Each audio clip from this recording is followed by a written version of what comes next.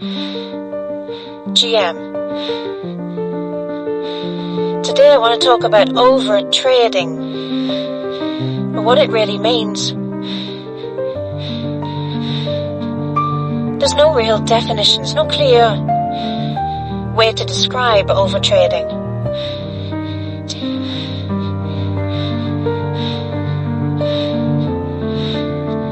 And most people think that it's taking too many trades, or taking a lot of trades, or taking very frequent trades, but that's not what over-trading is. Over-trading is where you try one of two things. Where you try to take trades outside of your system because either you need dopamine stimulation. You can't just sit there, you have to feel like you need a position.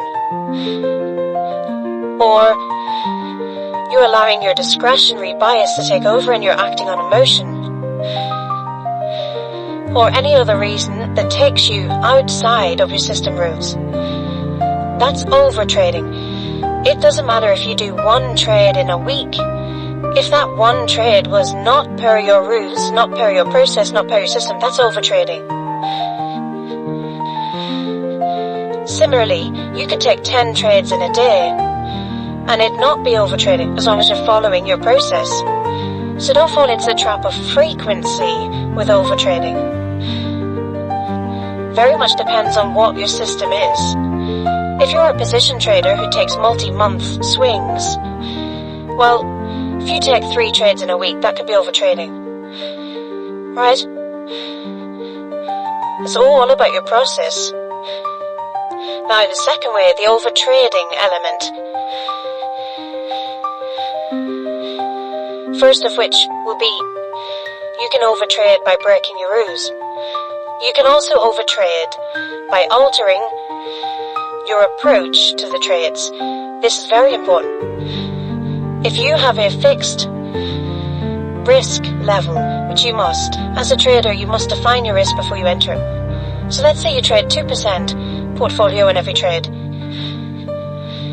but you have a couple losers, and then a setup comes up, totally valid setup for your system, following your process, entry, stop loss, take profit. It meets all your rules and criteria, and think here's a good setup. Cause I've had 2 losers, I'm going to take more size on this one. That's over-trading.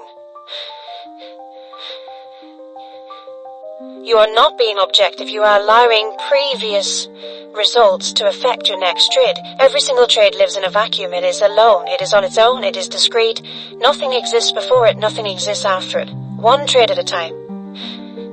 So over-trading can be breaking rules. Entering trades that are not in your process. Over-trading can be changing your trading behavior because of past trades. And what you'll notice is that all over-trading boils down to one factor, which is your emotional control. And so if you want to stop over-trading of all forms, stop being more present with how you think about yourself and the market. I absolutely 100% guarantee you, if you learn to treat trading as a game and not think about money as a way of keeping score, you will do better. You have to think about it in terms of percentages, risk reward, whatever you want to do. But you cannot go in thinking about the dollars, how much you want to make in a month, how much this could buy you, how much you just lost, how much you could win back. You can't do it.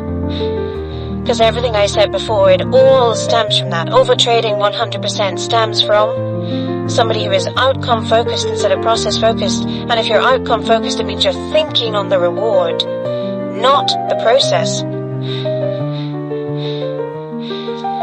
The reason you take trades outside your system is because you're thinking of the money, whether you think it, whether you're aware of it or not.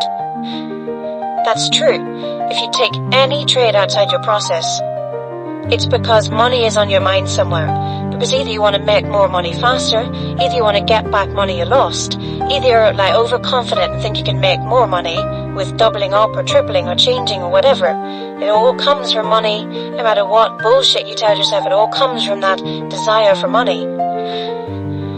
Your desire should be to win the game with as many points as possible. And the only way you can win the game with points is to take your process. The only way you can figure out if you've cracked that game, if you hack the code and win the game, it's because you've got a process that repeats and wins consistently. And of course the second way is very money focused. If you're changing your trade size to chase losses or to double up on winners, that's obviously money focused, outcome focused. So, to kill overtrading, forget about money. You have to become obsessed with testing and trying things and building and building and building and having a process, a rigid set of rules that you stick to. That you can say, I have taken 100 of these trades. Here's my results. That is how you're going to get success.